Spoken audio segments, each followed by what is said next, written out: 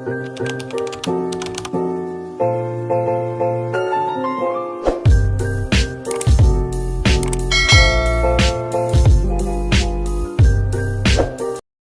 few moments later. Bismillahirrahmanirrahim.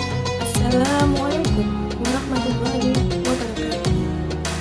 Alhamdulillah rabbil alamin wassalatu wassalamu ala asyrofil anbiya'i wal mursalin wa ala alihi wa sahbihi ajmain amma ba'du. Pertama-tama marilah kita sampaikan rasa puji dan syukur kehadirat Allah Subhanahu wa taala, Tuhan semesta alam yang senantiasa memberikan hidayah dan nikmatnya sehingga kita semua dalam keadaan berbahagia dan sehat walafiat. Tak lupa pula marilah kita haturkan salawat serta salam kepada junjungan kita Nabi Muhammad SAW yang mengajarkan kita dari zaman jahiliyah hingga terang menderang seperti saat ini. Kepada yang terhormat Ibu Dr. Santius Pitasari, SPDI, sebelum mulai izinkan saya memperkenalkan diri. Saya Sheila Indonesia dari Prodi Manajemen Pendidikan Islam kelas MPIM 002. Saya di sini ingin menjelaskan tentang sumber dan fungsi akhlak tasawuf. Apa itu akhlak tasawuf? Akhlak tasawuf adalah ilmu yang membahas tentang cara-cara untuk menyucikan diri atau jiwa dan mendekatkan diri kepada Allah Subhanahu wa taala dengan mengikuti teladan Rasulullah SAW. Akhlak tasawuf memiliki beberapa sumber yang menjadi landasan dan acuan bagi para sufi dalam menjalankan ajaran tasawuf. Berikut ini adalah beberapa sumber akhlak tasawuf yang dapat kita ketahui. Yang pertama, Al-Quran. Al-Quran adalah kalam Allah yang di dalamnya terdapat seruan-seruan yang mendorong kita agar bisa lebih dekat kepada Allah SWT.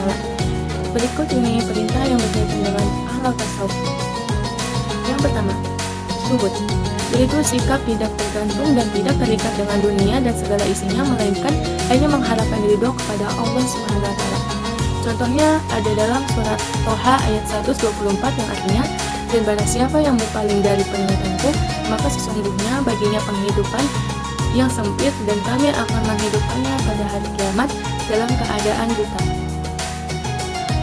Yang kedua, ibadah, yaitu segala bentuk penghambaan diri kepada Allah Subhanahu wa taala dengan cara-cara yang telah ditentukan oleh syariat. Contohnya ada dalam surat An-Nasr yang artinya, maka bertasbihlah dengan memuji Tuhanmu dan mohonlah ampun kepadanya. Sesungguhnya Dia adalah Maha Penerima Taubat. Yang ketiga, taubat, yaitu kembali kepada Allah Subhanahu wa taala dengan meninggalkan dosa-dosa dan berjanji untuk tidak mengulanginya lagi. Contohnya dalam potongan surat An-Nur ayat 31 yang artinya, dan bertaubatlah kamu sekalian kepada Allah, hai orang-orang yang beriman, supaya kamu beruntung. Sumber akhlak tasawuf yang kedua yaitu as-sunnah. As-sunnah adalah ucapan, perbuatan, dan persetujuan Rasulullah SAW yang merupakan jabaran fungsional praktikal dari Al-Quran. Berikut adalah salah satu contoh as-sunnah berkaitan dengan akhlak tasawuf. Ada pada hadis riwayat Rasulullah SAW bersabda, barang siapa yang bersungguh-sungguh kepada Allah, maka Allah akan memberikan kecukupan kepadanya, dan barang siapa yang bertawakal kepada Allah, maka Allah akan mencukupkan urusannya. Hadis riwayat Ahmad.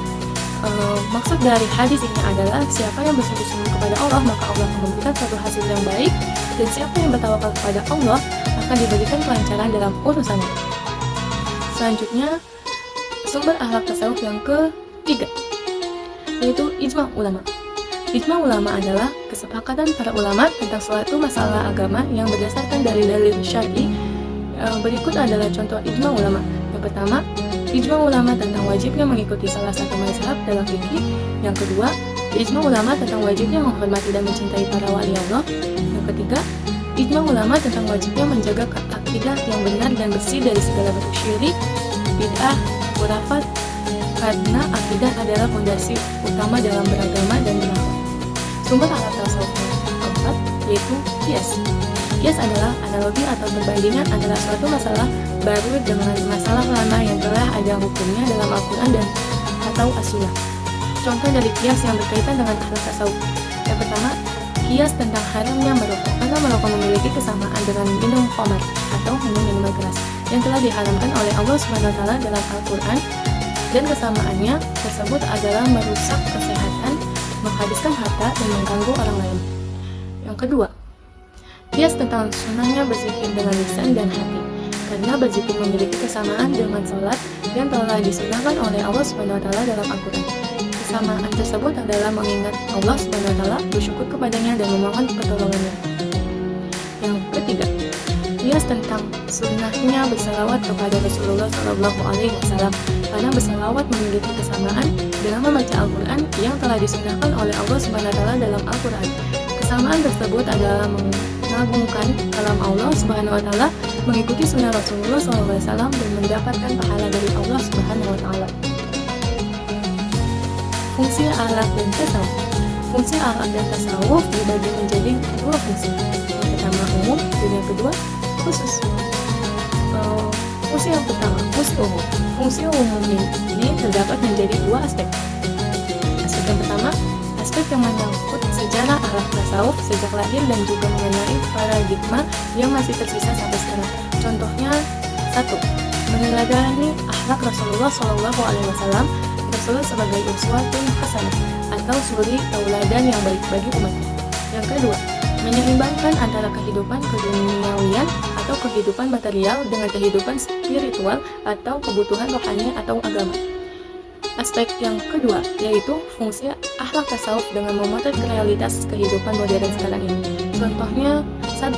Penadu jiwa saat kehilangan fisik, keilahian karena kemajuan ilmu pengetahuan dan teknologi. 2. Penguat psikis atau penghilang stres. 3. Penguat tali persaudaraan atau ukhuwah Islamiyah. Yang kedua, fungsi khusus. Berikut adalah fungsi khusus yang berkaitan dengan akhlak tasawuf. Yang pertama, membersihkan hati dalam berhubungan dengan Allah. Hal ini seperti bertaubat, misalnya dalam berdoa. Apabila doa tersebut ingin dikabulkan oleh Allah, maka hendaknya kita membersihkan hati kita terlebih dahulu dari sifat-sifat tercela, kemudian taubat dan memohon ampun kepada Allah. Selalu ingat kepada Allah, maka doa tersebut akan dikabulkan Allah apabila Allah menghendaki. Yang kedua, membersihkan jiwa dari pengaruh materi. Cara membersihkan jiwa salah satunya dengan ceramah-ceramah agama yang mempertebar iman kita sehingga kita termotivasi untuk segala ingat kepada Allah dan menghindari perbuatan-perbuatan yang dilarang oleh Allah. Yang ketiga, mengurangi jiwa dari kegelapan. Manusia tidak melepas dari perbuatan salah dan dosa, terkadang sadar atau tidak sadar melakukan perbuatan yang merusak iman dan berdosa, antara lain al-dunya, yaitu cinta kepada dunia, gaya hidup glamor dan lain-lain. Terus pertama, rakus, serakah, mengikuti hawa nafsu, ujub, bangga terhadap diri sendiri, ria, pamer, memperlihatkan amal perbuatan pada orang lain, takabur atau sombong, sum'ah, menceritakan amal ibadah kepada orang lain, dan lainnya. Cara menguranginya dengan takwali, itu menghapus sifat-sifat tercela, dan tahali, mengisi dengan sifat-sifat terpuji. 4. Memperteguh dan menyuburkan keyakinan beragama. Iman seseorang bersifat labil atau tidak stabil, dalam artian bisa naik, bisa juga turun, dan bahkan bisa hilang tak berbekas sama sekali.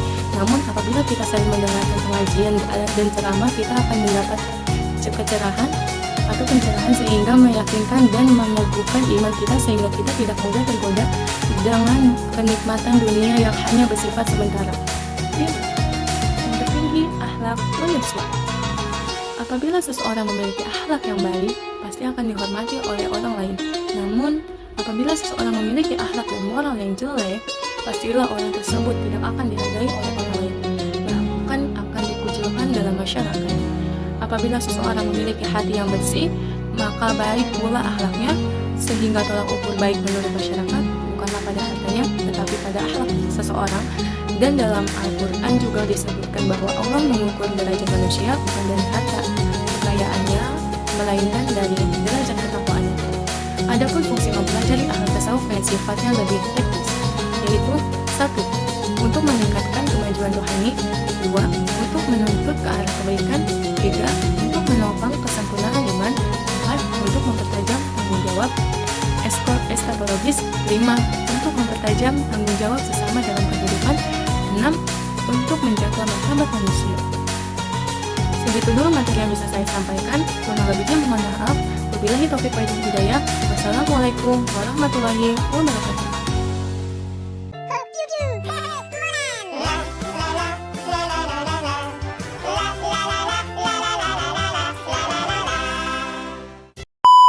Oke teman-teman, videonya.